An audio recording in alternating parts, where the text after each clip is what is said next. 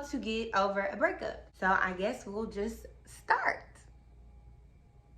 Number one, I think a lot of times as like women, we give the credit to the male as being a prize. Like if he leaves, we feel like it's something wrong with us. Like I read this one book about, dang, I can't even remember the name. I'm gonna have to remember. Basically, the lady was talking and she was saying that a lot of women put their value into what other people think. So if your children are upset with you, you automatically take it as you've done something wrong and you're a bad mom. But maybe your children are just going through puberty and you're doing the best that you can, but it's just, you know, a breach of communication. If your husband isn't happy in the marriage, we feel like it's something that we've done. Maybe your husband wasn't really authentic in the connection here lately, and he's not happy in the marriage because he's not being authentic, or it's something that he's doing.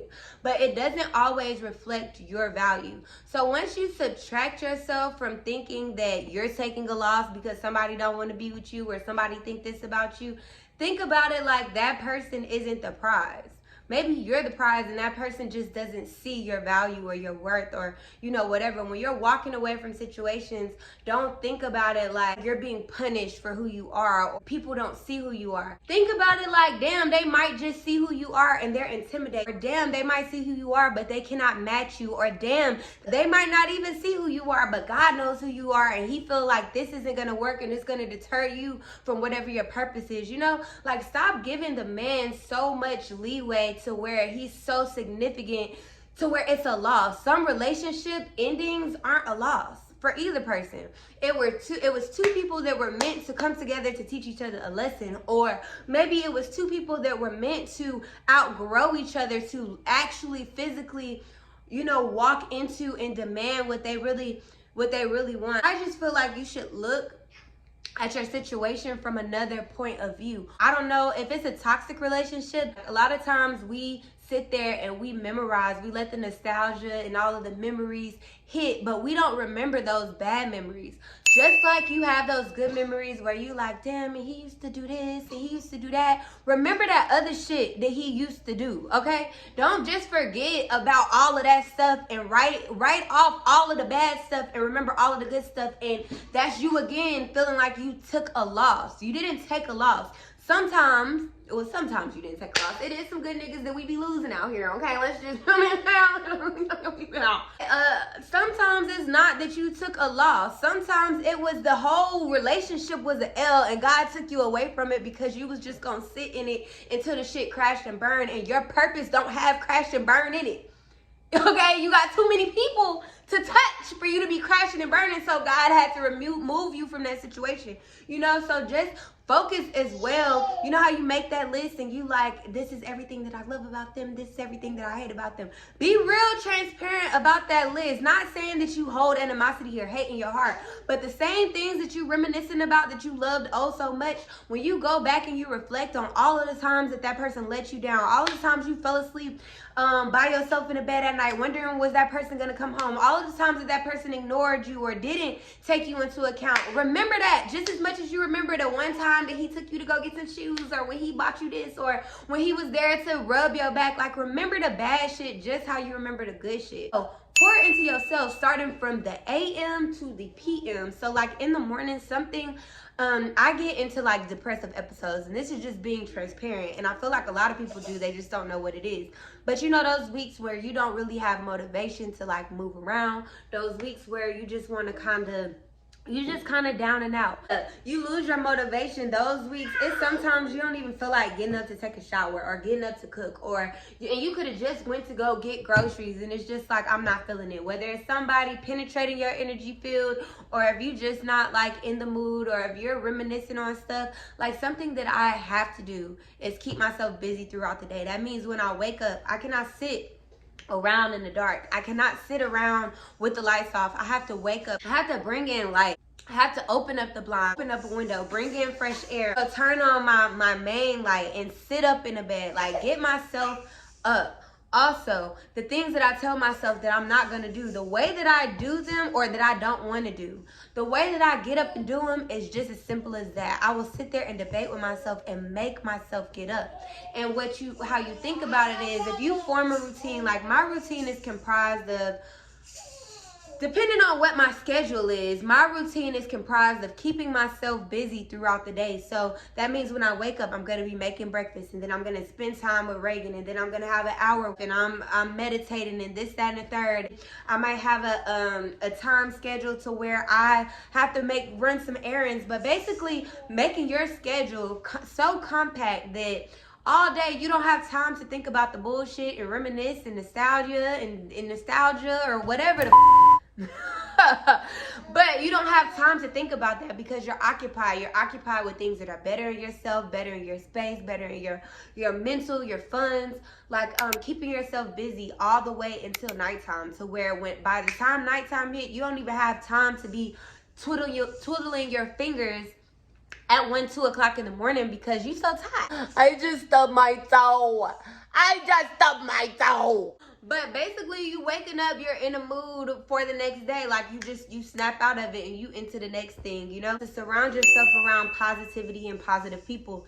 Now, unfortunately, a lot of us don't have those type of people around us just off rip. And that's probably why we're in the ripple effect of what we're in. With social media now, they can be used as a distracting agent. Like, I'm almost done, Reagan. All right.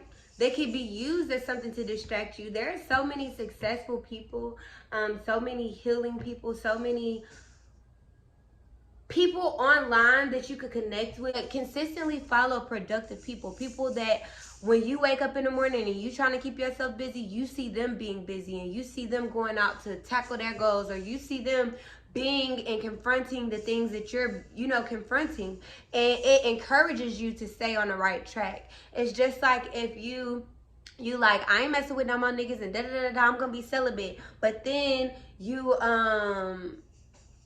looking at Young Miami and she talking about her toxic relationships and she's normalizing that behavior, and it makes you want to scoop back into that. Or, if you get a text from your ex, it's like, oh, well, damn, you know what I'm saying? It just normalizes that toxicity. And then you can also take that and become one of those productive people. So like me, something that I've been doing, and it wasn't really even to like show off, like, yeah, bitch, I be cooking every day. But I like to get up in the morning, like on my business platform and even on my personal platform, and I post my meals. And why do I do it? To show people that I know how to cook or whatever, I'm a wifey? No, I do it because for me, it holds me accountable. I know that I have to post that post. And if I don't post, my breakfast that morning, somebody's going to reach out and be like, hello. Or that I've normalized that as a piece of content in the morning. So people expect that. Like, that is how I start the day, so I must. So it's almost like accountability for me. Just the same way as if you start following productive people, and people that motivate you and staying in tune with them throughout the day, the one day that they don't pop up, you're going to be like, hello, I need you. I need to get out the bed over here. So it's the same thing. Like when you are in the role of that productive person, now you have, the person that is influencing productivity, because now you have a group of people that are expecting you to be consistent. So it is great to put yourself in like a position of accountability, or in a role of accountability, to where you have other people surrounding you that are also going to hold you accountable if you fall off. A lot of us also, when we're going through negative shit, we run away from accountability because you don't want people to be like, oh, you don't need to be with him, or girl, you've been sleeping in lately, or so and so and so and so. But the real thing about healing and getting over relationships and breakups and stuff like that is being brutally honest with yourself, leaving all of that other BS and all of the the fluff and smoke and mirrors, and just being as honest as possible, so that you can wrap this section up and move on to your new beginning, or move on to whatever is meant for you. In the same breath of seeking, social media and productive people and influential people and motivational people on social media, I'm also big on retraining my timeline. I made a video about it a while ago, but like I had to block Shade Room off of my timeline. And then when I blocked them, I seen that it was other people that are, you know, just normalize either toxic attributes or traits or scenarios that I had to remove, or even people that are distracting me. It's some people that, you know, they post and it doesn't serve as like motivation for me. It just serves as a distraction, or it serves as confusion, and it's just retraining your timeline. Even if I don't necessarily block them, I will hide you from my timeline. I will hide your stories from me being able to see. If it's anything that gets me off, like it's some people that are just flipping negative. It doesn't matter what it is, and every day they're gonna have something to say about this, that, and the third. Or you got some people that are so eager for love, and that's all they post about, and you see that, and you see it, and you see it, and it just it deters you. It gets you off of your own path. So I don't mind, you know, resetting my timeline. It is that literal for me. The things that I listen to, music, I'm not gonna sit here and listen to the Kim song, I Can't Stop Loving You, or, you know, listen to any of these songs speaking this stuff over my life. If I want to get rid of an emotion, or if I want to let something go, I'm going to do it. So I'm very cognizant of the things that I speak over my life. As y'all know, I do affirmations and mantras and stuff like that. I'm big on speaking positivity and believing the positivity. So that comes with having to delete certain music. I love listening to people like Kodak, and Money Man is actually a really, like, if you listen to his music, a lot of his statements are affirmations, and he's a like really positive rapper. So I really like Money Man, but like Kodak Black and Young Boy, like these are people that basically rapping their songs about being isolated and you know, played up on and not knowing, you know, just it's just like a lot of negative toxic situations and scenarios that you tie yourself to, and you sing that stuff, and you sing that stuff, and you attract their spirit to you. And I just like, I'm big on monitoring the things that I listen to. You know, it's nothing to prune your emotions. You know what's best for you, and we're all different. So it's sometimes where I have to listen to music because it's somebody that knows what I'm going through, and to hear them relate matters. But then it's sometimes where I have to tug out of that because it's almost like I'm normalizing this thought. I'm normalizing this portion of the process, and it's something that I'm supposed to be shaking up off of me. You know, I'm not supposed to stay here and meditate in it. It's good to be able to relate to other people and to feel like you're not going through something alone, but eventually you gotta stop singing that stuff over yourself and sitting in that energy.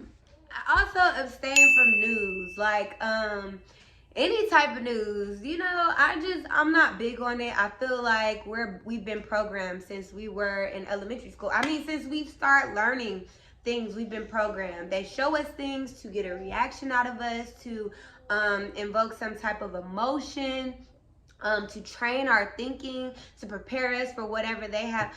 I just don't have time. It's the media is very technical in the things that they show us, and I'm so emotional and in tune with everybody else's emotions. Like, I'm very empathic, and I can't carry that. So it does help me to just refrain from the media.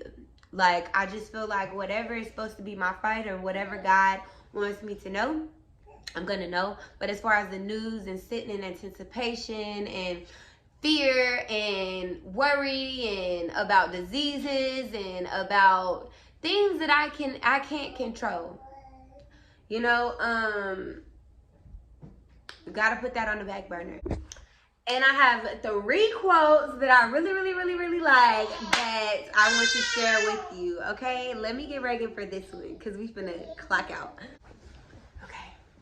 New beginnings are often disguised as painful endings. The second one, the desire to move on has to be greater than the desire to hold on. And 3, this is me. I had to lose my mind to find my soul. I had to lose my mind to find my soul. Just know that everything being done is meant.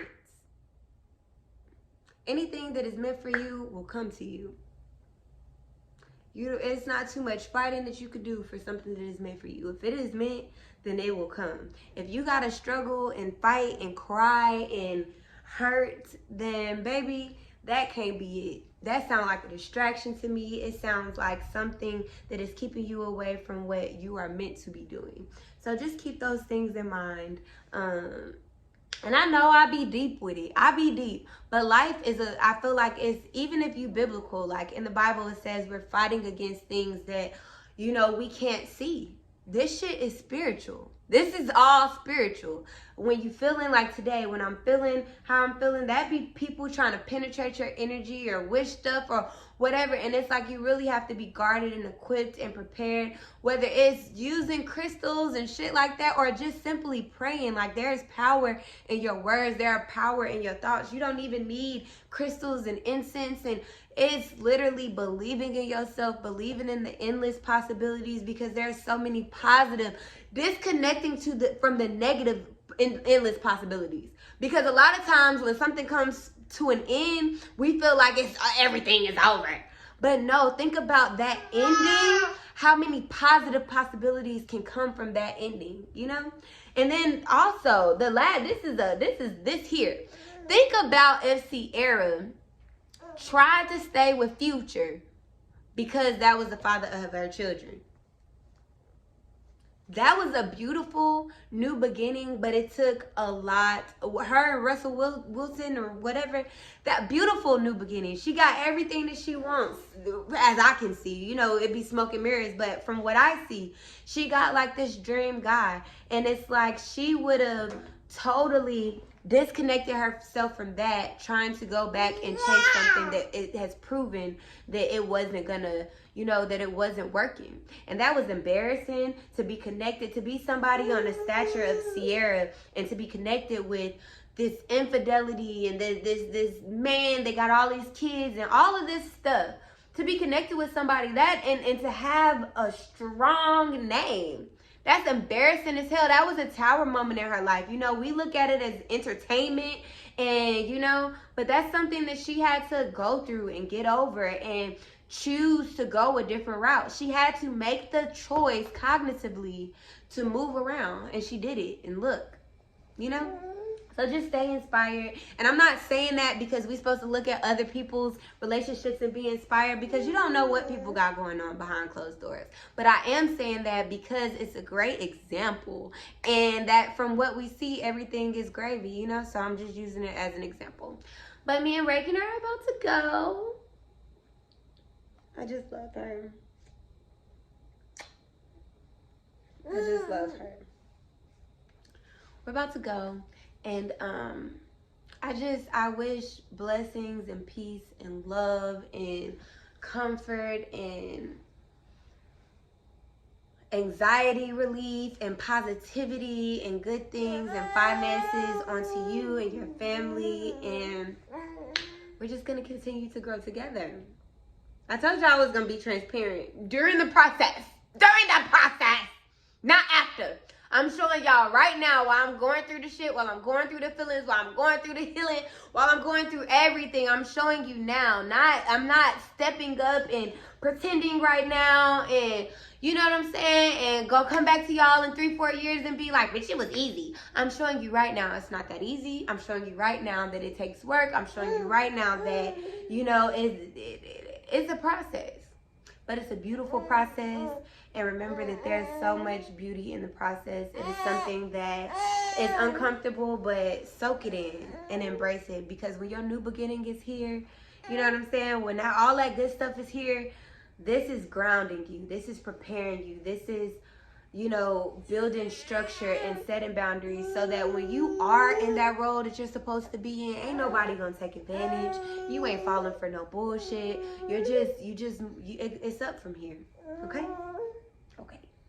I love y'all for real. And I really, really, really, really, really, really appreciate the support. It's like difficult being a single mom and pregnant and going through everything that I'm going through, but you guys really, really, really, really motivate me and give me something to look forward to. So, yay! Love you guys. Say bye, Reagan.